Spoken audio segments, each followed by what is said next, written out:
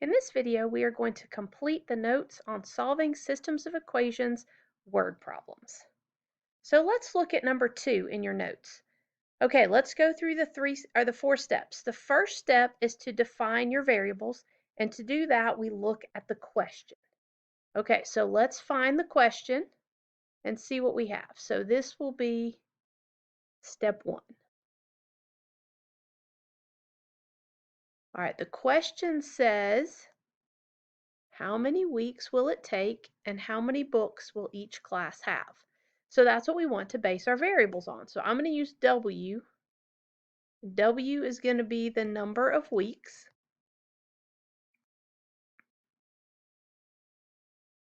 And then for the other variable, I'll use B. And B is going to be the number of books. Okay, so now that I have my variables defined, let's go to step 2. Step 2 is to write your equations, and so I need to look at how my equations are related to one another in the question. So look in the words, see if you can figure out 2 different ways that the books and the weeks are related to one another. Well, I noticed that I could talk about the 2 classrooms. So I have Mitchell's classroom, all right, and that talks about books and also weeks. And then I also have Troy's classroom where we talk about books and also weeks. Okay, so let's write our 2 equations. The first equation is going to be based on Mitchell's classroom. And it says he started off with 16 books. So the number of books equals 16, but he's going to increase that by 3 books per week. So every week he's going to buy 3 more books to add to his collection of books. Okay, now Troy's classroom will be our other equation. He's going to start off with 18 books, and he's going to increase by 1 book per week. And now what we want to figure out is when the number of weeks, at what number of weeks is the number of books the same? Okay, so now we're ready to solve, and our directions say we can use any solving method we want to, and I think the best one to use in this case would be substitution, because I've already got B by itself in both of these places. So let's take this 18 plus 1W and substitute here for B. So 18 plus 1W equals 16 plus 3W. Okay, let's see what we can do to solve this. So first thing I need to do is get my variables together. So I'll subtract 1W on both sides.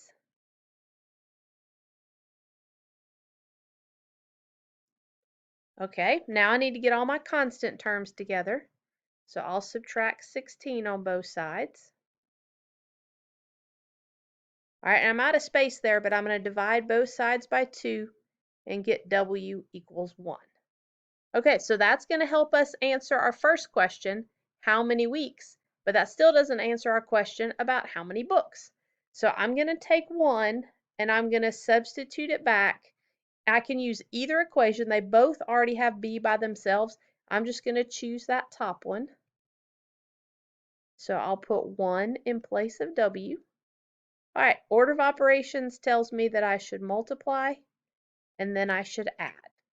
Okay, and then step 4 tells me to write my answer to the question in a sentence. So in 1 week, right, that answers the first question, how many weeks? So in 1 week, each class will have 19 books, which is the answer to the second part of the question. So that is when the number of books is the same in both classes. 1 week, each class will have 19 books. All right, let's try number 3. All right, you guys read number 3 and just see if you can do step 1. Figure out what your 2 variables should represent. All right, remember that we find our variables from the question at the end. So the question is, how much does the salon charge? So we're looking for a price or a cost, and I'm going to let it be M and P, the cost of a manicure, and P, the cost of a pedicure. If you chose different variables, maybe you chose X and Y, that's totally fine as long as they stand for the cost of the manicure and the cost of the pedicure.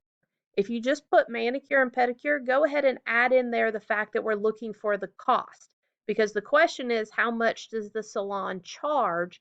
So we need to have a cost. Okay, let's see if we can write our equation. So we want to look in the words and we want to find two different ways that the manicures and the pedicures are related to one another, their costs. Well, I see that we have over the weekend 18 manicures, 24 pedicures, $870. And then I also see that this week we have 7 manicures and 27 pedicures for $780. So let's see if we can use those two to write an equation. So I'll do the first one with you. It says there we had 18 manicures and 24 pedicures, and the total amount of money was $870. So if I take how many manicures that we had and multiply by the cost of each manicure, that tells me the total amount of money I got from manicures. And if I take 24, which is the number of pedicures, and multiply it times the cost of each pedicure, I get the total amount of money from the pedicures. And if I add those two amounts of money together, I'll get the total amount of money over the weekend. Okay, now you guys see if you can write the second equation where I have it underlined in purple.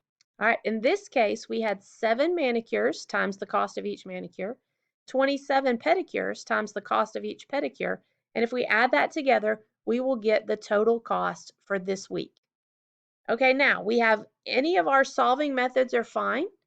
I'm going to use graphing on this one. Since we did substitution on the last one, let's try graphing on this one. So usually when we do graphing, we have to get y by itself. It really doesn't matter if you choose to get y by itself, and m by itself or p by itself. You can let whichever one be x and whichever one you want to be y.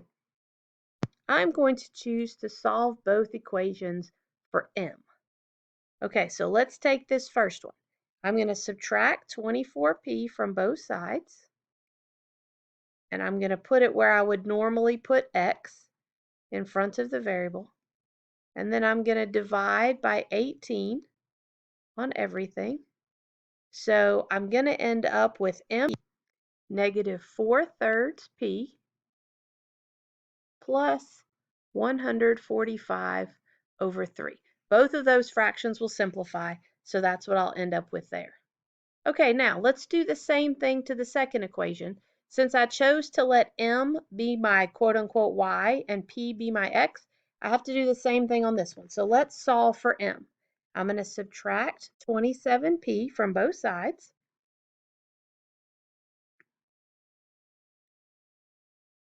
And then I'll divide everything by 7. And in this case, nothing simplifies. So I get negative 27 over 7p plus 780 over 7. Okay, I'm ready to type both of those into my calculator. Unfortunately, my calculator was not working this evening, so I typed them into Desmos for us. Let me scoot over where you can see. I typed them just like you would type them in your calculator if I could get my calculator to show up. And so notice I put my fractions in parentheses so that I don't have any problems with order of operations. And now I'm going to look at my graph. And I see that I can't see anything on my graph. Well, part of the reason for that is because my y-intercepts are too large. So let's change our window, just like we would do on a regular calculator. Normally it's negative 10 to 10 on x and negative 10 to 10 on y. So I know that the price of the pedicure and the manicure cannot be negative. I wish that they would pay me to get a manicure and pedicure, but that's not the way it works. So I just need to guess an upper number. I'm going to guess 40. Maybe you would choose to guess 50 or 30. We're just going to guess 40 and see if it works. All right, there it is. There's our point of intersection. So you remember on our calculator, we would hit second trace and then pick intersect. And there I have 25 and 15. Okay, now think about the way this works. Which one did we let be x? Do you remember? Look back over there. X is here, right? Because it would be y equals mx plus b. So x is P and Y is M. All right, so X is P. That means the number of pedicures, or the cost per pedicure, is $25, and Y was M, which means the cost of a manicure is $15. Okay, so let's write that down as a sentence. All right, so our answer, step 4, writing our answer as a sentence. The cost of a manicure is $15, and the cost of a pedicure is $25. All right, so we took the X and the Y, or in our case, the M and the P that we found, and we put those into a sentence to answer the question. So that's step 4, where I write my sentence as my answer. All right, one more. In this case, Frank is having a party. I want you to read the question and figure out his dilemma. What should he put for his variables? All right, looking at the last question, what is the price of each drink? That's where I figured out what to do with my variables. The two drinks that he's buying are juice and soda, so I'm going to let J be the cost of the juice and S be the cost of the soda. Okay, now step 2. Let's see if we can write our equations. Look in the words, see if you can find 2 different ways of relating the juice and the soda. All right, well, I see one. $32 for the juice and the soda the first time he went to the store. And the second time he went to the store, he bought 14 juice and 7 sodas and spent $35. Okay, let's see if we can write those into sentences. Okay, so I've got $32 for 10 cases of juice and 12 cases of soda. So do you remember how we did this last time? We took the number and we multiplied it times the cost to get the total amount. And then we took the number of these and multiplied it times the cost to get the total amount. And we added those together to get the total amount that we spent. Okay, I want you guys to take the part that's underlined in purple and see if you can write an equation for that. All right, well, in this case, I have 14 cases of juice and 7 cases of soda, and he spent $35. Okay, so there's our system of equations. Step 3 is to solve. So we did one by substitution, we did one by graphing. Let's do this one by elimination. So I'm going to choose to eliminate S. So that means I need the coefficients to be opposites of one another. So I'm going to choose to multiply the top equation by -7, and I'm going to multiply the bottom equation by +12. That will make these two opposites of one another. So when I distribute that -7, I'm going to get -70J minus 84S equals -224. All right, and when I substitute, or when I distribute the +12 on the bottom equation, I'm going to get 168J plus 84S equals 420. Okay, now once I've got them to be opposites when I'm doing elimination, I want to add straight down. So -70 and +168, that makes 98. The +84 and -84 cancel out. 420 minus 224 is 196. So to get J by itself, I'll divide by 98 on both sides. And I need to substitute that back in to solve for S. I will choose to substitute into the top equation. And when I solve this, I'm going to get S equals 1. So I would need to write my final answer as a sentence $1 for the soda, and $2 for juice.